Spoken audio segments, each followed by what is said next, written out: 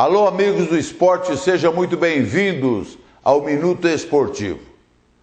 O São Paulo perdeu, o Palmeiras também perdeu, a Ponte empatou, o Corinthians e Santos saíram vencedores da 20ª rodada do Campeonato Brasileiro. Primeira rodada do segundo turno, que já está mostrando o caminho de que vai ser este segundo turno do Campeonato Brasileiro.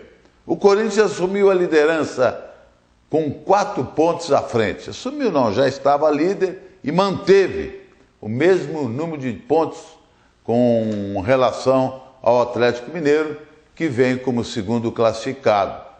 O Atlético venceu o Palmeiras e continuou com 4 pontos atrás do Corinthians. O Goiás venceu o Vasco por 3-0. E eu acho que ontem o Goiás jogou a pá em cima da sepultura do Vasco. O Vasco tem hoje 95% de possibilidades de ir para a Série B do ano que vem. Portanto, de ser rebaixado. Tem apenas 13 pontos ganhos. E para recuperar este terreno perdido, o Vasco teria que somar neste segundo turno de Campeonato Brasileiro nada mais, nada menos de que 30 a 33 pontos. Isso aí, convenhamos, é praticamente impossível dentro de um campeonato brasileiro tão equilibrado como este. O Santos mostrou toda a sua categoria, impôs o seu jogo e derrotou a equipe do Avaí por 5-2. Olha, o Santos talvez seja o único time que está disputando o Campeonato Brasileiro, Santos e Fluminense. É bom lembrar que o Fluminense também, que revelam valores. Nesse jogo contra o Avaí, 5 jogadores vieram da base do Santos. Gustavo Henrique, quarto zagueiro, o lateral esquerdo Zeca, o Gabigol, o meio-campista, que não me falha a memória o nome dele agora, o sobrenome é Maia, e além do Giovani. Isso aí realmente demonstra que o Santos faz um trabalho de base, talvez o melhor do Brasil, porque revela talentos. E convenhamos, mais uma vez, o Lucas Lima deu show de bola. Foi um jogador destacado na equipe do Santos, embora não tivesse jogado um futebol tão exuberante como vem jogando. Mas foi o homem de referência no meio do campo, criou, armou as jogadas santistas, enfim, é um jogador que precisa entrar como titular da seleção brasileira, até para que o Dunga sinta se ele só joga em clube ou se ele é capaz de render na seleção o que rende no Santos.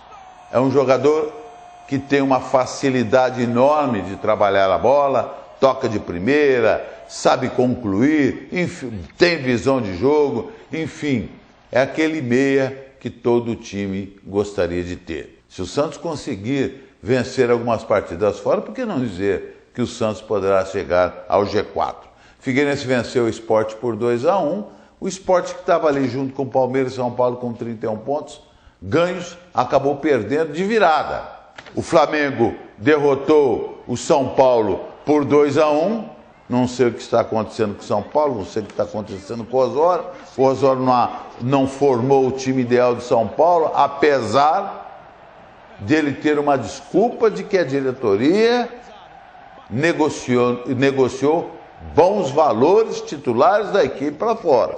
Isso aí significa dizer que o Osório perdeu, né, a chance de montar uma equipe de acordo com aquilo que ele pensa do futebol. Mas até agora o Osório não mostrou que é um técnico capaz de fazer mudança e ganhar o jogo. No jogo contra o vexame, né, talvez o maior vexame da história do São Paulo, a derrota do São Paulo diante do Ceará, na quarta-feira passada pela Copa do Brasil. O Ceará, último colocado na Série B, jogou com um time reserva e mesmo assim ganhou de São Paulo em pleno Morumbi. o que significa dizer que o Osório não escalou um time que pudesse vencer com facilidade a equipe do Ceará, porque todos esperavam efetivamente uma goleada nesse jogo.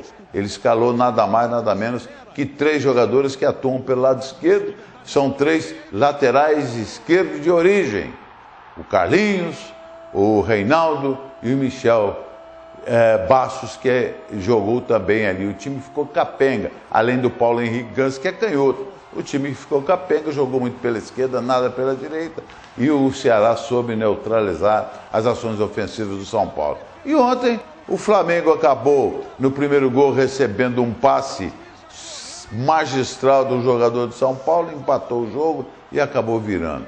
Realmente o São Paulo não atravessa um bom momento. O seu próximo jogo é com a Ponte Preta em São Paulo e precisa se acautelar, senão perde da Ponte em São Paulo. O Atlético Mineiro jogou contra o Palmeiras, venceu por 2-1, um resultado em que pode ser considerado justo, porque o Atlético foi o time que teve mais iniciativa, embora o Palmeiras no segundo tempo tentou aí o empate. Mas olha, o primeiro gol do Palmeiras foi falha do goleiro Fernando Praz, que saiu muito mal na bola. A equipe do Atlético, com esse empate e motivado pela grande torcida que compareceu e empurrou o time para frente, fez 2-1 e aí procurou administrar a vantagem. O Palmeiras, por sua vez, o técnico fez algumas alterações, embora um pouco tardias, né? Mas Palmeiras pode se recuperar plenamente, né, se reabilitar no próximo jogo, que vai ser em São Paulo contra a equipe do Joinville, que está na zona do rebaixamento. Finalmente o Corinthians ganhou do Cruzeiro por 3-0. Olha, não adianta falar do Corinthians não. O Corinthians é o time que faz a lição de casa. O Tite tem o time nas mãos.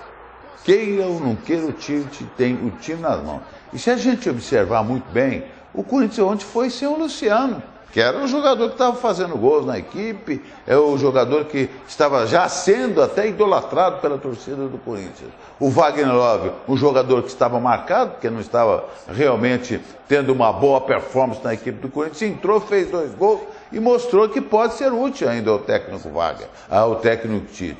O Corinthians tem uma linha de defesa que marca muito bem, tem uma linha de defesa que tem uma boa postura em campo, além de um meio de campo que eu posso até dizer que é um dos melhores meio campo do futebol brasileiro. E ontem, mais uma vez, o meio de campo empurrou o time para frente e o Corinthians conquistou uma grande vitória diante do Cruzeiro por 3-0. O Cruzeiro pouco fez.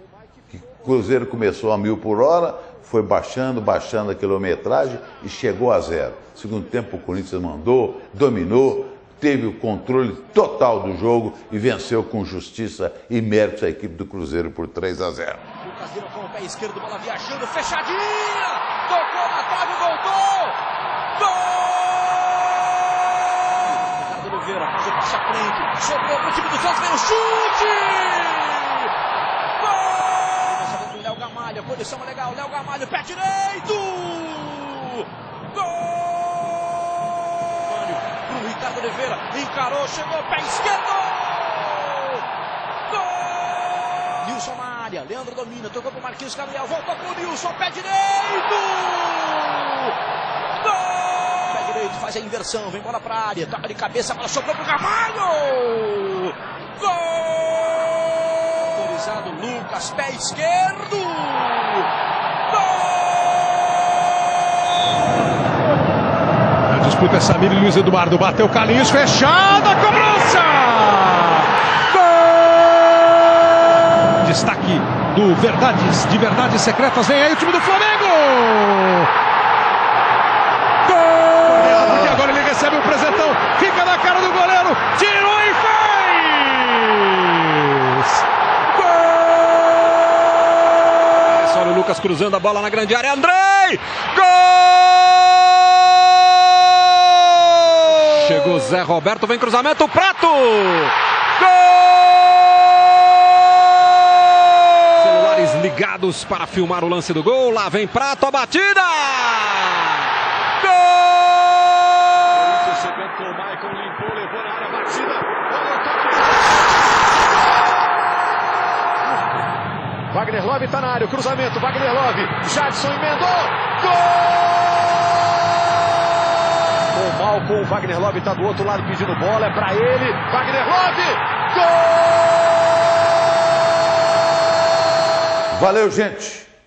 Estamos chegando ao final do Minuto Esportivo. Da minha parte, eu quero agradecer a atenção e o carinho de todos. Estaremos de volta na quinta-feira. Um abraço a todos e um bom início de semana.